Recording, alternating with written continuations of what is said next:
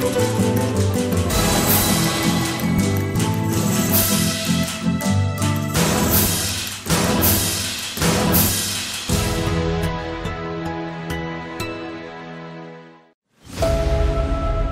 menolak permohonan ampun dari Nabi Shallallahu Alaihi Wasallam untuk kedua orang tuanya. Pertanyaan, ayah ibu Rasulullah di surga apa di neraka? Itu pertanyaan sering ya ditanyakan ya. Kalau orang mencari-cari kesalahan bisa menimbulkan adu domba. Namun saya ingin jawab karena ini bertanya tentang ilmu. Saya katakan para hadirin hadirat yang dirahmati oleh Allah Subhanahu Wa Taala, bahwasanya kita sangat mencintai Nabi Shallallahu Alaihi Wasallam dan kita sedih apa yang disedihkan oleh Nabi Shallallahu Alaihi Wasallam dan kita gembira apa yang digembirakan oleh Rasulullah Shallallahu Alaihi Wasallam. Rasulullah SAW sedih tatkala dia minta izin agar memohon ampun bagi ibunya. Allah tidak mengizinkan. Dan kalau Rasulullah SAW minta izin untuk menziarahi ibunya, maka diizinkan oleh Allah Subhanahu wa Ta'ala. Kemudian juga tatkala ada seorang bertanya kepada Nabi SAW, di mana ayahku? Kata Rasulullah SAW, ayahmu di neraka. Kemudian ini dalam Sahih Muslim. Ketika orang itu sedih, kata Rasulullah SAW, inna abi wa abaka finnar. Sungguh ayahku dan ayahmu di neraka. Taib. Masalah ayah ibu Nabi di neraka atau tidak masalah yang gaib. Maka tidak boleh kita mengucapkan tentang masalah ini kecuali dengan dalil, bukan pakai perasaan. Dan Rasulullah SAW telah jelaskan dalam Sahih Muslim bahwasanya ayahnya di neraka jahanam dan ibunya tidak diizinkan agar dia mohon ampun buat ibunya. Apakah kita berani melanggar perkataan Nabi SAW? Saya katakan memang ada sebagian ulama yang berusaha mentakwil hadis ini, mengatakan oh maksudnya ayahku dan ayahmu di neraka, maksudnya pamanku di neraka yaitu Abu Talib misalnya. Tapi ini dibantah oleh Imam Nawawi rahimahullah. Imam Nawawi rahimahullah ini apa yang saya sampaikan ini terdapat dalam buku Al-Minhaj Syarah Sahih Muslim. Al-Imam Nawawi tegas dalam hal ini menjelaskan ayah dan ibu Nabi SAW di neraka jahanam. Sangat sering Ustadz ini dan yang semisal dengannya ketika masuk kepada pembahasan hal-hal yang berhubungan dengan keluarga Nabi SAW lebih condong kepada riwayat ataupun pendapat yang mendiskreditkan mereka. Dalam hal ini adalah tentang ayah dan ibu Nabi SAW. Ustadz ini dalam menjawab pertanyaan apakah kedua orang tua Nabi meninggal dalam keadaan kafir, dia bersandar kepada riwayat dalam kitab Sahih Muslim dan penjelasan dari Imam An-Nawawi.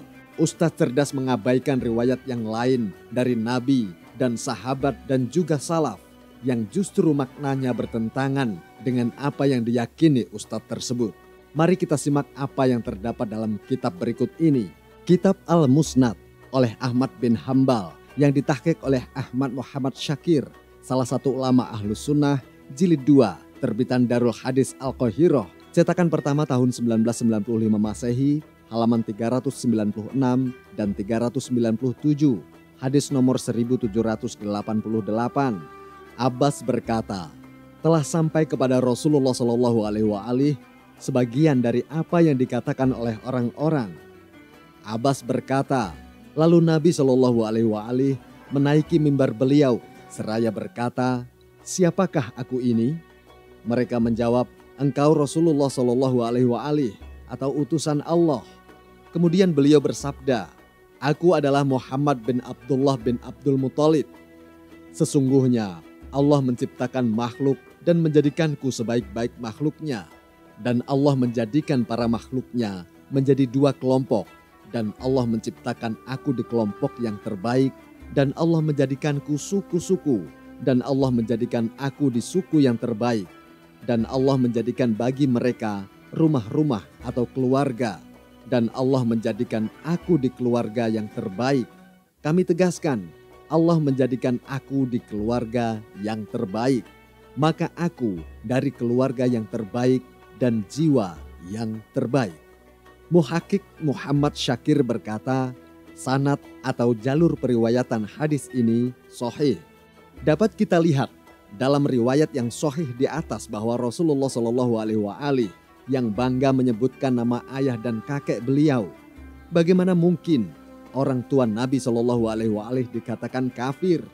Sementara beliau SAW sendiri yang menyatakan bahwa aku dari keluarga yang terbaik. Kami tegaskan, aku dari keluarga yang terbaik. Kemudian mari kita simak apa yang terdapat di dalam kitab berikut ini. Dalam kitab Al-Mawahibul Laduniyah oleh Al-Qastolani, salah satu ulama Ahlus Sunnah, jilid 1, terbitan Al-Maktabah Al-Islami, cetakan ke-8 tahun 2004, tahqiq Saleh Ahmad Al-Syami, halaman 85. Al-Qastolani berkata, Allah Subhanahu wa Ta'ala telah mensucikan nasab atau silsilah keluarga yang mulia ini dari perzinahan di zaman jahiliyah. Sebagaimana hadis dari beliau SAW, yaitu hadis-hadis yang dapat diterima. Ibn Abbas berkata, yang mana riwayat ini dinukil oleh Al-Baihaqi dalam sunnahnya. Rasulullah SAW bersabda, aku tidak pernah dilahirkan dari perzinahan jahiliyah sama sekali. Aku tidak dilahirkan melainkan melalui pernikahan Islam. Kami tegaskan melalui pernikahan Islam. Dari pernyataan Al-Qastolani di atas serta sabda Rasulullah SAW sendiri bahwa ayah dan ibu beliau SAW adalah orang-orang yang soleh yang berada di atas syariat agama Allah Subhanahu wa Ta'ala, yaitu Islam. Dalam kitab Al-Mathalib Al-Aliyah karya Ibn Hajar Al-Asqalani, salah satu ulama Ahlus Sunnah, jilid 4, terbitan Darul Ma'rifah, cetakan tahun 1993 Masehi, halaman 177.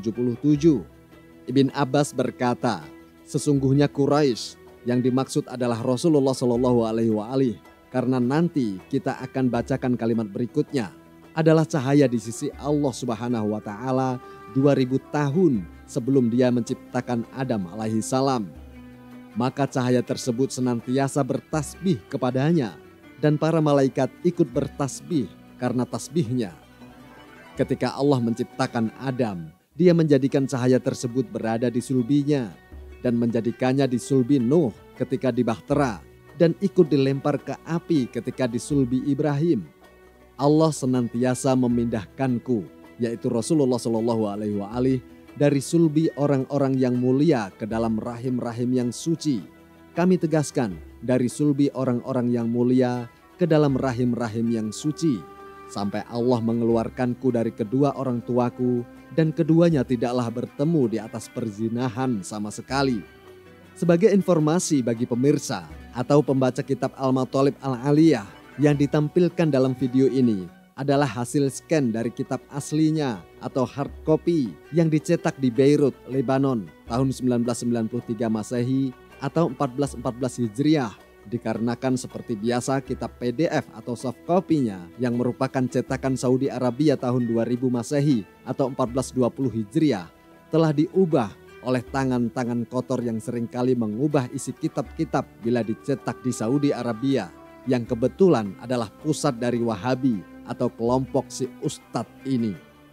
Dapat diperhatikan dalam video ini, dalam hal ini mereka atau Wahabi telah mengubah kata Al-Arham At-Tahirah yang artinya rahim-rahim yang suci dengan menghapus kata At-Tahirah atau yang suci dalam kalimat tersebut, sehingga dengan cara itu mereka bisa berargumentasi bahwa rahim ibu yang melahirkan Rasulullah SAW bukanlah rahim yang suci. Dikarenakan seringnya hal ini terjadi, oleh karena itu kami sarankan kepada yang ini menelaah kitab-kitab untuk berhati-hati dan lebih teliti dengan kitab-kitab yang dicetak di Saudi Arabia. Sangat jelas sabda Rasulullah SAW dalam riwayat ini, bagaimana proses penciptaan beliau SAW yang berpindah dari sulbi-sulbi yang mulia ke dalam rahim-rahim yang suci, sehingga dengan riwayat ini telah membantah dan menggugurkan pernyataan sekelompok orang yang meyakini bahwa kedua orang tua Nabi SAW meninggal dalam keadaan kafir. Tafsir Al-Fakhruzi, salah satu ulama Ahlus Sunnah, jilid 10, terbitan Darul Fikr, halaman 44, tafsir surat An-Nisa ayat 45. Fakhrur Razi berkata, salah satu hadis yang terkenal, sabda Rasulullah SAW, jika diriwayatkan dariku suatu hadis, maka sodorkanlah kepada Al-Quran. Jika sesuai, maka terimalah. Jika tidak, maka tolaklah. Dari pernyataan Al-Fahru Razi yang menukil hadis yang masyhur bahwa kita harus menyodorkan redaksi hadis Nabi Shallallahu Alaihi Wasallam kepada Al-Quran, menunjukkan bahwa kesohihan sanad tidaklah memastikan kebenaran suatu riwayat, karena yang lebih penting dari hal itu adalah redaksinya, di mana di dalam hal ini kita memiliki tolok ukur dalam menilai suatu hadis, yaitu Al-Quran, yang tentunya sesuai dengan keyakinan Ustadz cerdas dan kelompoknya yang harus kembali kepada Al-Quran sesuai pemahaman salafi. Sekarang mari kita lihat apa pemahaman salaf terhadap ayat berikut ini dalam tafsir Ibn Abi Hatim. Namun sebelumnya perlu kami bacakan penilaian Ibn Abi Hatim tentang riwayat yang dia muat dalam kitabnya ini. Dalam kitab tafsir Al-Quranul Azim karya Ibn Abi Hatim, salah satu ulama Ahlus Sunnah, jilid 1, terbitan Maktabah Nizar Mustafa Al-Baz, cetakan pertama tahun 1997 Masehi, halaman 14. Dalam muqaddimah, penulis kitab yaitu Ibn Abi Hatim, Ibn Abi Hatim berkata, "Sekelompok kawanku memintaku untuk menulis sebuah kitab tafsir Al-Quran yang ringkas dengan sanad yang paling sahih. Maka aku mengeluarkan riwayat yang paling sahih sanadnya dan yang paling serupa redaksinya." Dari riwayat Ibn Abi Hatim, jelas bahwa dia meyakini seluruh riwayat dalam kitabnya ini adalah riwayat yang sahih. Sekarang mari kita lihat salah satu riwayat yang dia nukil di dalam menafsirkan salah satu ayat Al-Quran. Dalam kitab yang sama, jilid 9 halaman 2828, diriwayatkan dari Ibn Abbas yang berkata, firman Allah, "Dan perpindahanmu di antara orang-orang yang sujud." Quran surat 26 ayat 219. Ibn Abbas berkata, "Dari nabi ke nabi yang lain sampai Allah melahirkanmu sebagai nabi." Diriwayatkan juga dari Ibn Abbas, yaitu tafsir ayat di atas tadi. Ibn Abbas berkata, Nabi Shallallahu Alaihi Wasallam senantiasa berpindah dari sulbi para nabi sampai ibunda beliau melahirkannya. Dalam kitab Ruhul Ma'ani karya Alusi, salah satu ulama Ahlus Sunnah, jilid 19, terbitan dari Ihya At-Turas Al-Arabi, halaman 137. Alusi berkata, tafsir orang-orang yang sujud dengan para nabi diriwayatkan oleh sekelompok ulama, di antaranya adalah At-Tabrani, Al-Bazzar, dan Abu Nuaim, dari Ibn Abbas juga. Hanya saja Ibn Abbas menafsirkan perubahan dalam mereka, yaitu para nabi, dengan perpindahan di sulbi mereka sampai beliau Shallallahu Alaihi Wasallam dilahirkan oleh ibundanya. Ayat ini dijadikan dalil atas keimanan ayah ibu Nabi Shallallahu Alaihi Wasallam, sebagaimana diyakini oleh kebanyakan ulama besar Ahlus Sunnah. Kami tegaskan, ayat ini dijadikan dalil atas keimanan ayah ibu Nabi Shallallahu Alaihi Wasallam, sebagaimana yang diyakini oleh kebanyakan ulama besar Ahlus Sunnah. Sesuai dengan pemahaman salaf, jika riwayat dalam Sahih Muslim tersebut kita kembalikan kepada Al-Quran, jelas akan bertentangan. Sekarang kami akan hadiahkan kepada ustadz tersebut yang dikatakan syekh yang diagung-agungkan olehnya dan kelompoknya. Syarah Riyadhus Shalihin karya Al-Utsaimin, salah satu ulama Wahabi, jilid 6, terbitan Madarul Waton Lin Nashri, cetakan pertama tahun 1427 Hijriah, halaman 674 dan 675. Setelah menukil salah satu riwayat di Sahih Muslim jilid 2, halaman 621, hadis nomor 2789, bahwasanya Allah menciptakan tanah dan seterusnya.